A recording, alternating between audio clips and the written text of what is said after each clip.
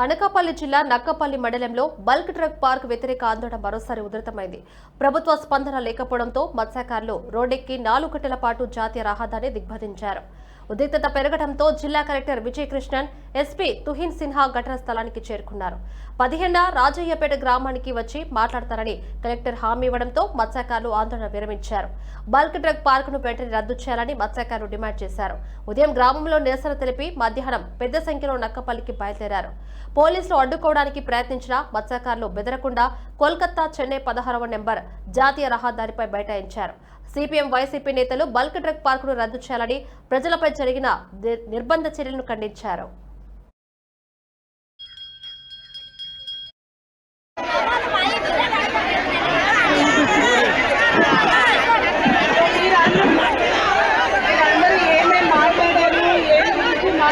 అన్ని నాకు చెప్పారు. నేను మీ కలెక్టర్ని కదా, మీ ఊరికి వస్తాము, మీటింగ్ పెడతాము. ఓకేనా? ధన్యవాదాలమ్మా.